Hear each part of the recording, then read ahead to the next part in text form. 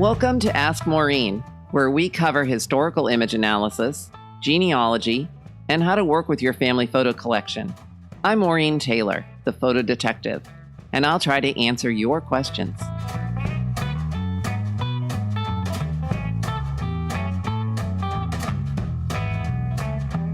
Good afternoon, it's Maureen Taylor, the photo detective. This is the Photo Detective Live, and this is the April 2018 edition. Now, if you want to watch it, the replay, you can watch it on the Photo Detective Facebook page. But if you'd prefer to listen to it as a podcast, you can do that. We're listed in the iTunes store. Now, today's guest is Christopher Desmond of MemoryWeb. And I know a lot of you have questions about, I have all these photos on my phone, and I have all these photos on my computer, and I have all these family photos, and I don't know how to put them all in one place and organize them and then upload them to the various websites that you use. So guess what? There is a solution, and it's called MemoryWeb. And Christopher, thank you so much for joining me today. But by the way, this is Be Live. So if you have questions, you can ask them on my Photo Detective Facebook page, and I can see them, and we can share them, and we can ask Chris some questions absolutely as we go along. All right. Thank you for joining me, Christopher. Thanks for that very kind introduction, and I really appreciate being on your show.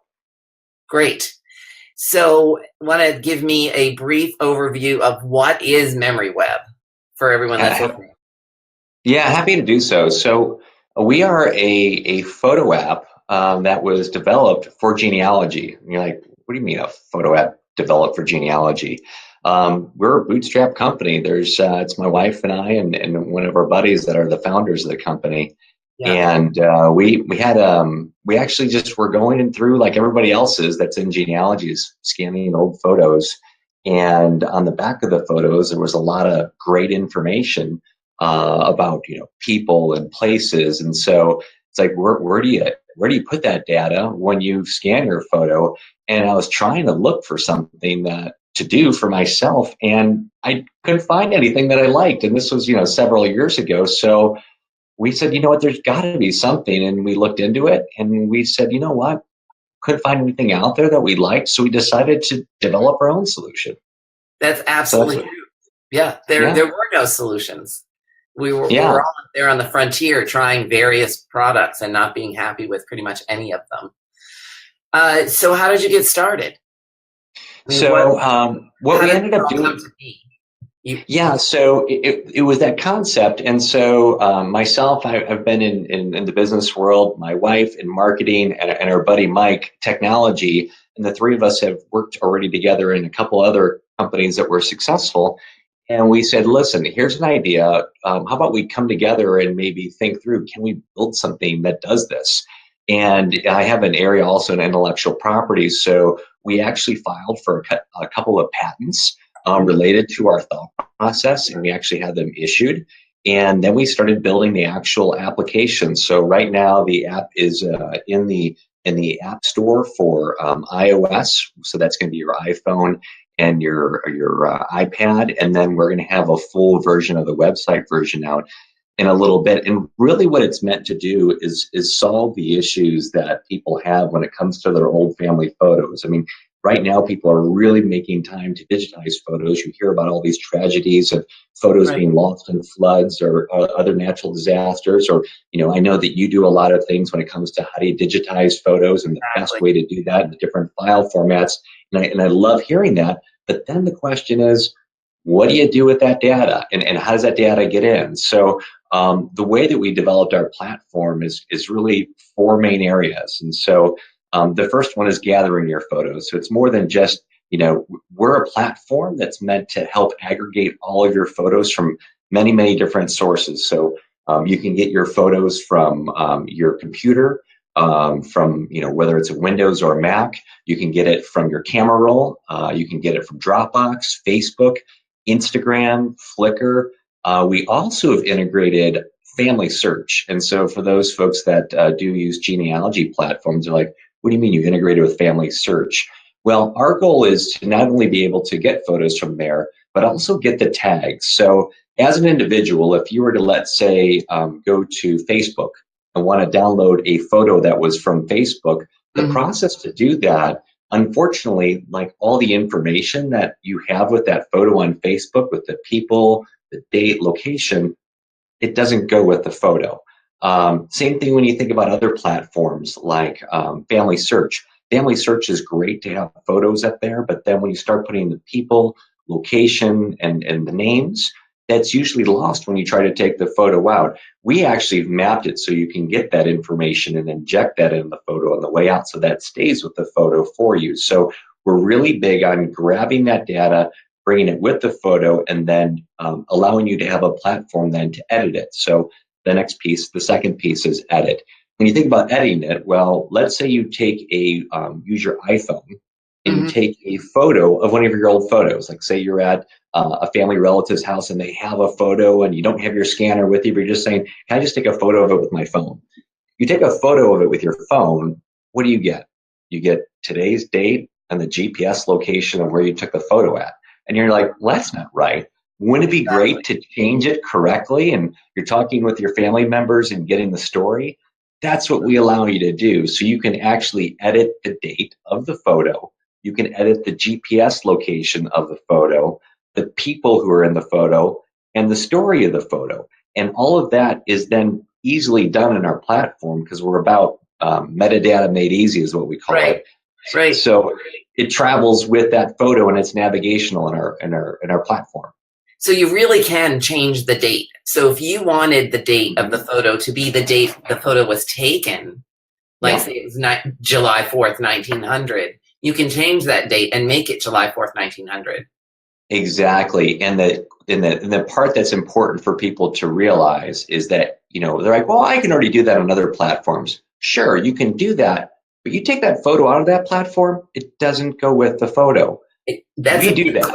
yeah, that's We, enough. we, That's we the are all about, yeah, we're about people owning their photos and they should be able to do whatever they want with their photos. So when you're able to change the date or GPS location, it exits our platform. We inject all the right tags into the fields so that that travels wherever the photo goes. And therefore, you own that data. And when that's read by other platforms, it does, like Maureen, read it as if it was 1947 or whatever date that you changed it to be. So anything you enter in, so you change the date, you Mm-hmm. change the location. So I can say Mm-hmm. July 4th, 1900, Yep. and a place where the photo was taken. Yes. Like an actual, because it's actually, I'm going to put one of your things up here, which is the GPS locator. Is that the one Yep. you want? Uh, and then it shows, let me get rid of some of one of these. Oh yeah, that's my aunt and uncle Joe, and so that gives you an example. That was their wedding date, and it was mapped to Michigan, and you couldn't do that. I mean, think about this: a photo from 1975, it has no GPS location in it because it's No. an actual hard copy photo, or from a negative. After you digitize it, how do you make it so it comes alive? That's what we allow you to do. So we actually put the GPS coordinates, we map it through there, put it in that right field, and then we also allow you to name the location. So one of the things is people are not going to be looking for GPS coordinates. It might be saying this wedding hall or your childhood home. We allow you to not only have the GPS location, which is on the back end, but whatever name that you want for the location is something you can create. So you can say grandma's house, and now everything is tagged to grandma's house. When it leaves our platform, it has both of those in the photo, GPS so it can be read by other platforms, but the name so it can be searchable. And so everything is then searchable within our platform in and out. So everything that you put in that description Yeah. is readable and travels with the image, correct? Yeah, and that's something that I think a lot of people are kind of going, is that's that metadata area, that area that Right. what is that? And so I think it's easy for folks to think about. If you think about a digital photo, people are used to seeing that come in their phone or getting emailed a photo. And if you right click on properties, usually you can see some of the fields of information. And there's really two main areas that are up in open standard related to the industry. not to get too technical, but they're called EXIF and IPTC. What these are is these different blocks that actually exist in a photo that allow publishers or camera makers, when you take photos, that's where they inject that information from the camera. But it also allows you to actually then customize that if you have a platform that allows you to do that.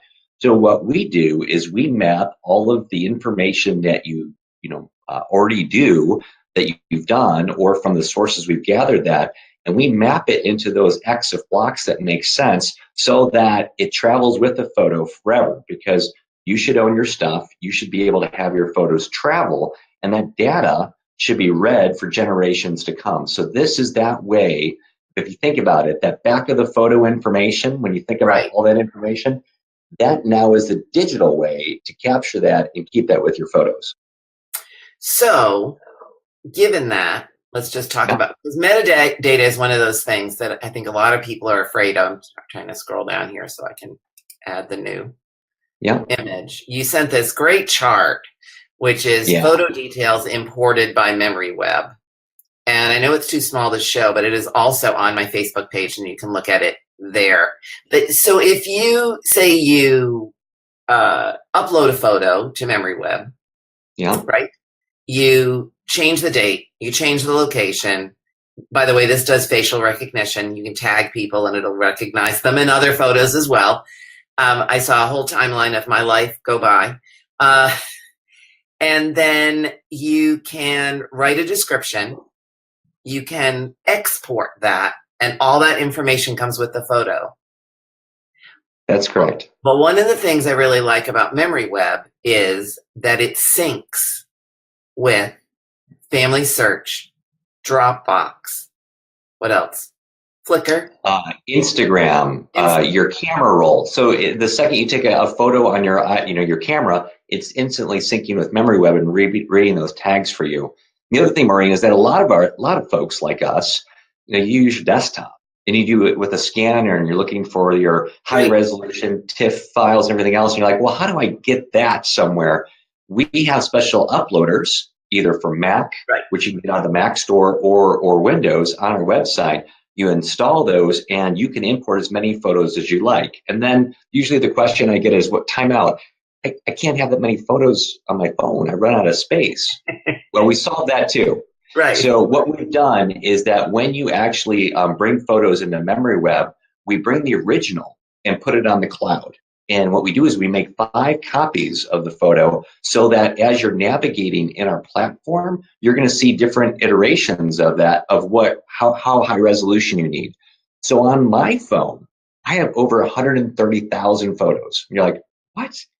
I have 130,000 photos that I can navigate on my MemoryWeb app, and it takes a minimal amount of space, because we're only saving a micro image of that in the platform on your device, but the original is stored in the cloud.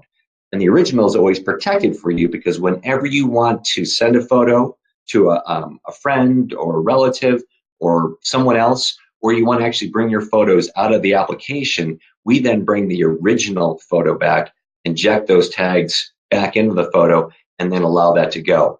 But it's for you to be able to then actually having all of your photos with you at all times, which people are like, wait a minute, I have them on my desktop and I have them all over the place. You can now bring them all together, and now that's where it gets really interesting.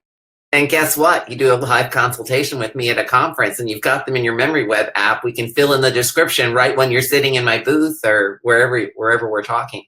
But when you upload those images, so you filled in all the information, and then you decide you want to sync it with Family Search or my brain has gone blank. You can upload to Family Search, Ancestry. So here's the thing, Maureen, and this is actually travel with the image.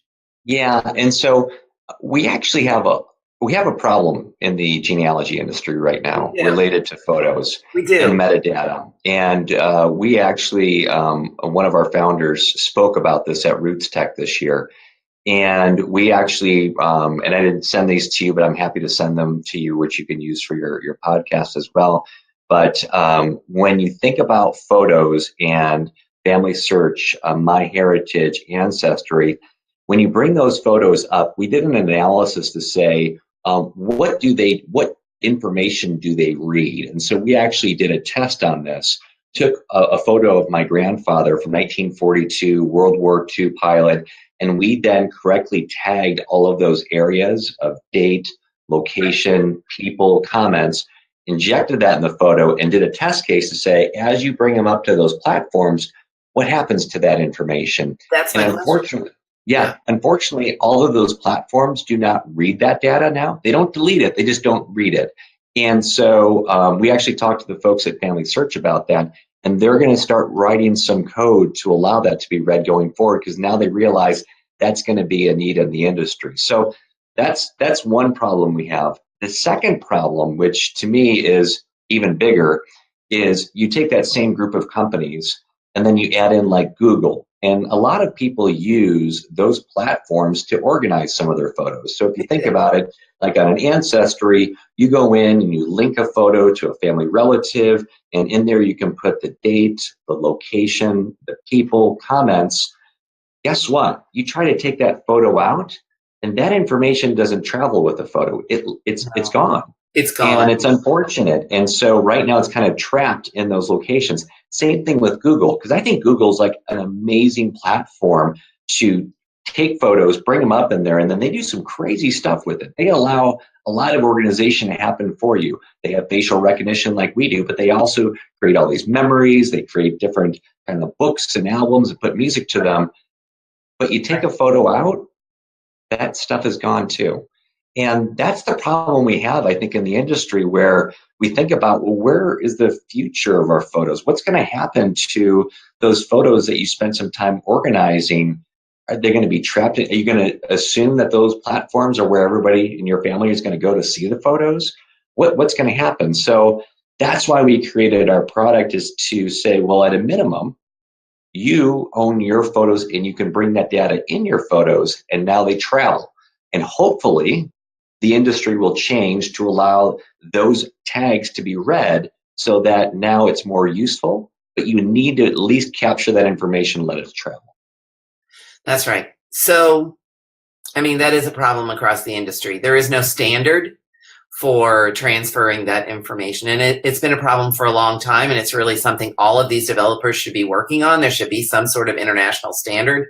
And I believe you're trying to change that by talking to Family Search. But aren't you all, didn't you tell me at Roots Tech you're trying to go a little further than that as well? Yeah, we're actually reached out to the different working groups for IPTC standards, as well as for EXIF, and even, there's some industry groups related to metadata and the photography industry, and it's something that is really about the importance of the need to make sure that metadata has a consistent way to be shared and read, and the important piece with photos is that now that platforms like ours allows you to change the metadata so that those back of the photo details are in the photos. Let's make sure there's a common way that people are the messaging to be read across platforms, because that's the future. We're going to keep our digital photos valuable and also informational and impactful. That needs to travel. Otherwise, it's like when you go through that old trunk, you find the photo of a relative, you assume it's a relative, nothing's on the back. All the people that know about that relative have passed, and you're like, I just don't know who that is. Well, guess and you don't want that to happen with your photos. You have a little fan club. He's giving you claps. Nice. He must be one of your users. Yeah, he is. I'm sure he is. Yeah, and then we have Joanne Grosvenor, who said that all this sounds really great. I mean, what you're doing is addressing a problem. And, yes. And we all love people that solve problems. So you are doing that. Your company. Well, it's a problem that we had, and we wanted to solve it for kind of our own selfish needs to begin with, and we knew that other people probably had that challenge as well. Right. So here on the screen we have a picture, one of your family photos. Do you want to describe it a little bit? What's going on? Those are my two great grandfathers, and my Aunt Suzanne on the right and my Uncle Clint on the left. And some of the neat features you have in the application, and there's like so much rich content. Most people can't believe how much we put in there. But think about when a family gets together and they scan a bunch of old photos and they're like, well, how do we collaborate on this? Well, Right. we allow you to share the albums to as many people as you want to. And then those photos instantly appear on their phone. And you can talk like hundreds, thousands of photos instantly shared. But then you guys can collaborate on what the right information is so that you can say, oh, no, actually, that's, Uncle Bob. Or that's when, oh, right after this photo was taken, Uncle Clint fell off the lap of grandfather Buppo and broke his tooth. I mean, those stories are really what makes photos, right? And Exactly. it allows you to have that collaboration of that. The other neat thing is that when you think through and look at the people, you have the ability to kind of scan through them and see their age over time. So one of my favorite features is like when I go through and I look at photos of my dad or my grandfather Buppo in there. I can go through and scan through and say, well, what did he look like when he was my age? And so it tells you the age in the photo as you're scanning through, and you're like, oh my gosh. And the Because neat you thing, changed the Maureen, date. yeah, because you change the date and you have, if you have their birth date in there, it does the math for you automatically. Well, Isn't that neat? that's pretty good. One thing I didn't tell you about too is another neat feature that we brought in because of the challenge in the genealogy industry related to them not reading the actual data on your photo is that you can export a photo from our platform with the tags on the photo. So when you look at it, and you could probably go to our website and see that in some of the examples, what it does is it allows you to pick which tags you want to be actually on the photo. So when you send that photo, it shows you the photo as well as the tags right below it. And that's something that nobody's doing in the industry. And we're pretty excited that we were able to create that. We have a question, and it's a complicated question because it's about how does MemoryWeb help you identify photos of unidentified family? And I'm the photo detective. So hello, Michelle. Well, to help with that question is that imagine if you took all of your old photos, put them in there, and then all of a sudden our facial recognition ran on all those photos and it brought 15, 20 photos of a person that looked the same, had the same face. And then you're able to say, hey, Maureen, photo detective, all of these people are the same people. Help us solve that. Yeah, that would be great. That would be great. There you go. Because the thing about facial recognition, as you know, and I'm sure you'll agree with me, is it works fabulous when you have photos where this person is facing in the same direction, and maybe they don't have dark glasses on, and maybe they don't have a beard yet, or you know what I mean. Any little thing can change how two photos can be matched, especially if you have a doppelganger in your family. Somebody that looks just like somebody else. We have another question if you have time for one. Sure. Charlotte wants to know, she's just tuning in, waiting to see how the photos are organized by tree, relationship, name. Good question, Charlotte. That's a fantastic question. And I know if you download the app, and we didn't talk about the downloading of the app. We didn't. Was I supposed to do that? Were you going to do that? No, I'll do it. I'll do it. So Christopher has made a very special offer for the watchers of this Photo Detective live. And there's not that many, but we have the first 5 people that install the MemoryWeb on their iPhone or their iPad and use the code M Taylor. So let me put that on there, M Taylor. That's the code. If you add that into your MemoryWeb app, and in the How Did You Hear About Us, they're giving away free full resolution accounts for 1 year, a $49.99 value to the first 5 people. So I'd jump right on there if I were you. Yeah.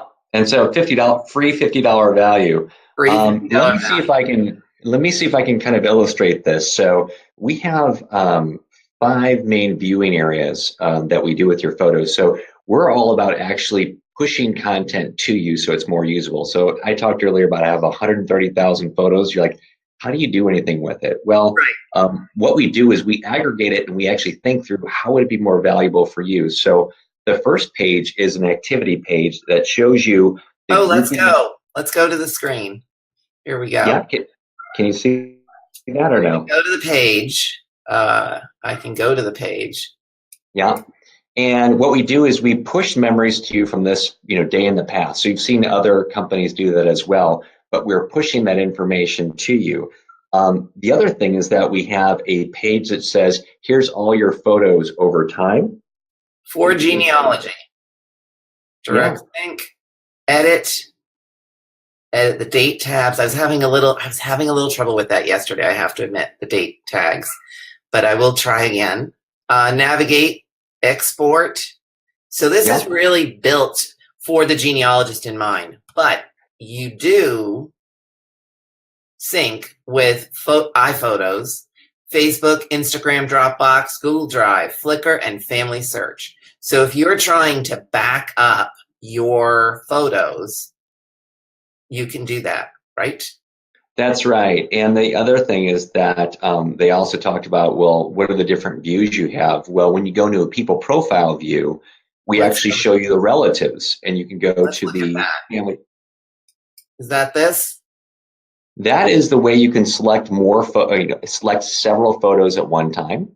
And that allows you to then tag all of those photos with the tag you want of date, location, people.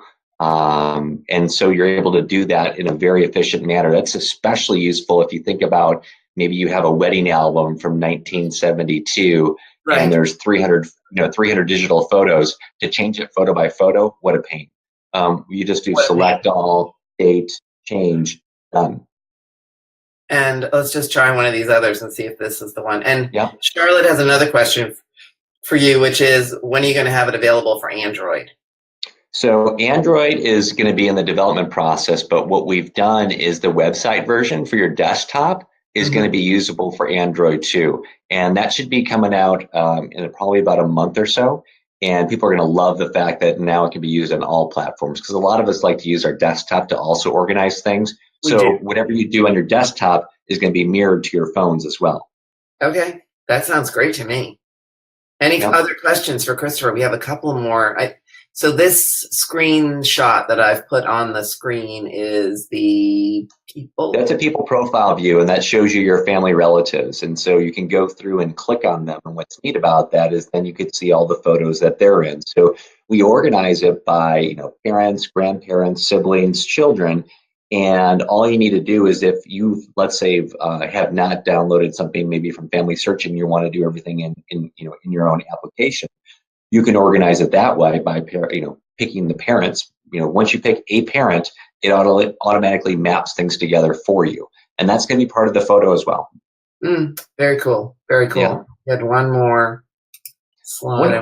One question, Maureen, that I'm as you're looking through that I'm asked a lot is that, well, this is great, and if I use you guys for all of my photos, what happens if you guys are by chance not around?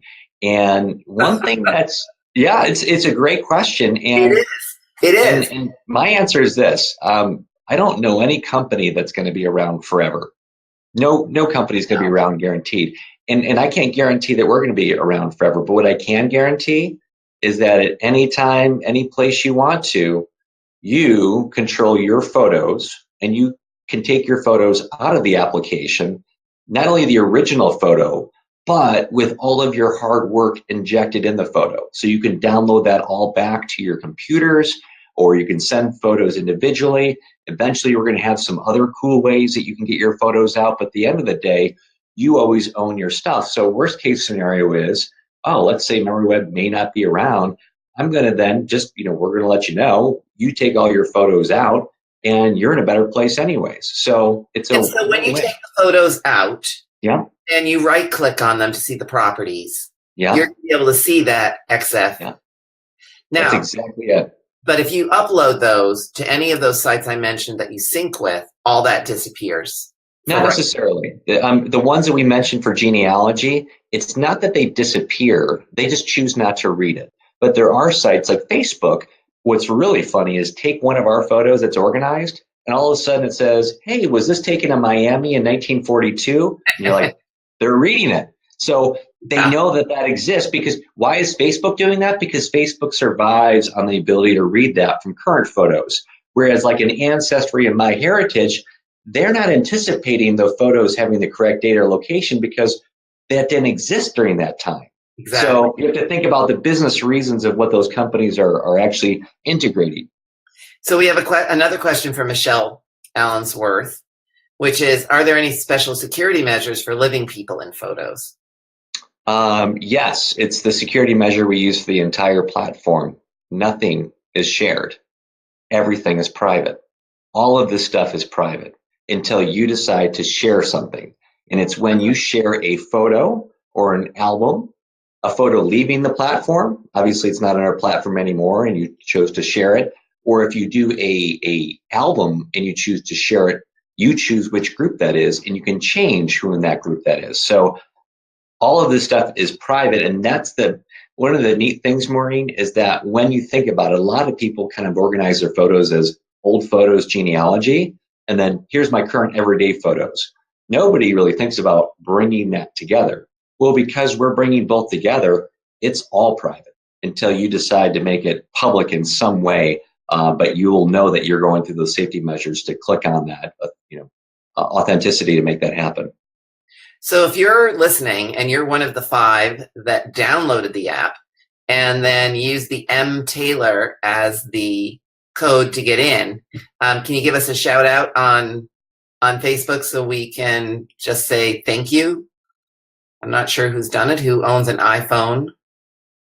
The code, first 5 people to download MemoryWeb to their iPhone or iPad, get it for free for a full year, which is pretty cool. And on that note, Maureen, I mean, we are, what we've tried to do is let people kick the tires for a long time. So when you download it, you don't have to pay right away. It's a free platform to use for 90 days. In fact, if you want to use it, organize all your photos and then export it and not pay, that's fine. Go for it. I'm glad we're useful to you. But pretty much everybody that goes in there and says, wow, this is very, very powerful and useful for me, I need this. Exactly. They will then say, okay, what are my options? And so the costs that we put together, again, we have to pay our external costs for storage and our development of the platform, right. But we're trying to charge things at a base minimum. And so right now, our standard resolution is $9.99 a year, which is really nothing. And then if you want to have the full resolution, original photos kept, it's $49.99 a year. Oh, I see. And Michelle has another question, which is, all right. You mentioned company stores in the cloud. Is the cloud secure?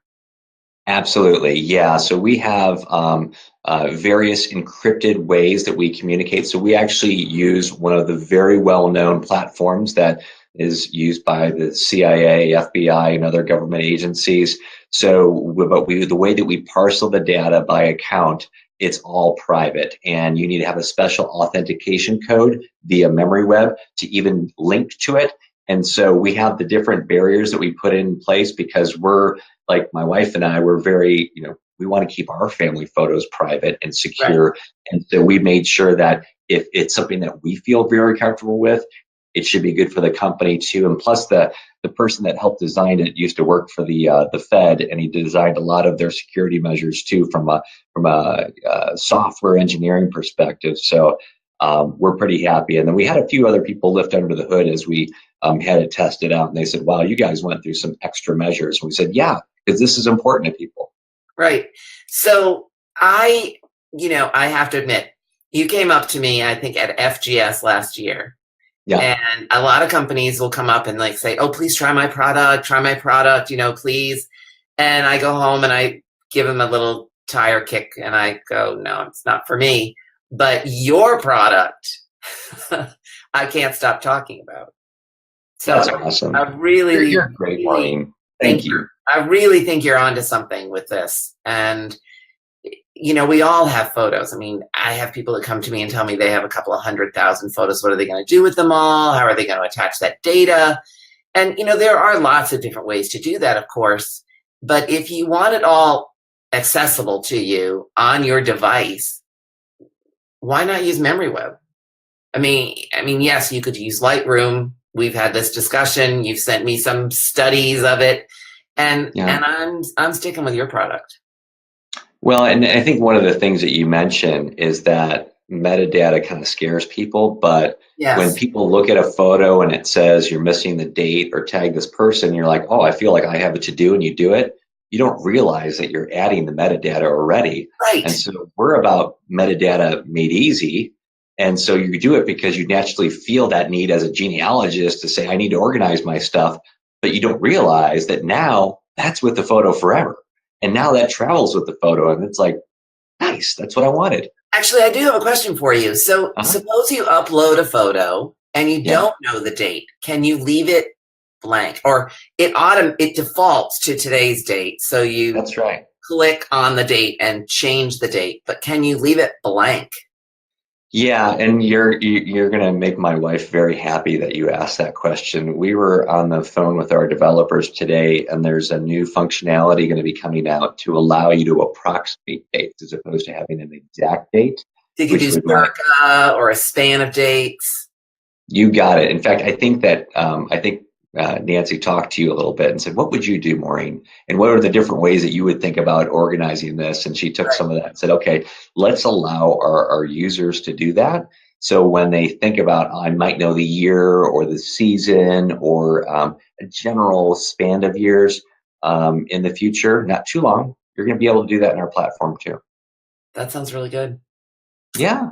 Well, does anyone have any more questions for Christopher? We've gone a little bit over today, but I think we've had a great discussion. Lots of good questions, learned some new things about a new product that I think you should all consider. And so, Christopher, thank you so much for joining me. Maybe we'll have you back another time when you have some new stuff to talk about. Our pleasure. And do you have an email address that people can reach out? How's your customer service?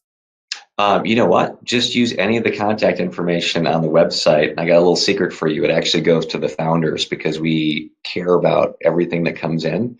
And so we actually answer the emails ourselves. If you go to contact us, you're like, oh, that's going to go into some trash bin. Nope, Right. It goes to us. And people are like, wait a minute, you're answering yourself? Yeah, because we care about it. We built this because we care about this. We want it to succeed. But we realize that, when we met at FGS, the number one thing that we heard is, where have you been? We've been waiting for something like this. We didn't even realize we had this problem, but now we realize it. It's like, I need to fix it now. Absolutely. So we have two questions. We answer those questions. One is Eileen is asking if she puts M. Taylor in the how did you hear, how do we know if it worked? We will get back to you on that. But if you did that, you'll be good to go. And good question, Mark. How many bytes do you have for the description? Test it out. I think that what we've done is we've allowed kind of an unlimited amount of bandwidth related to that. So it's not cut off at like 32 or anything like that. What we've designed it for, and if you think about those old family or even the new family reunion photos where you have all of those people and you're like, how do I put that in there? Our comments field or description field is meant to be very large to allow you to put, even if you wanted to cut and paste from another platform, all of that rich data in there. So we allow you the maximum amount that will be, especially for when it comes to the blocks of EXIF and IPTC, when it comes to traveling. And so you should be able to get a lot of information in there for any one of the photos. Terrific.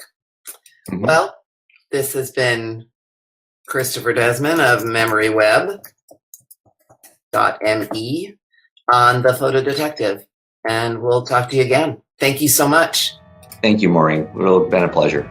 See you next conference. Okay, sounds good. Bye. Thank you for watching and listening. You can submit your questions for future episodes using the Ask Maureen button on MaureenTaylor.com or through any of my social media contacts. You can find me on Twitter and Instagram as The Photo Detective and on Facebook at Maureen Photo Detective. I hope you'll come back for the next show. Don't forget to send me your questions.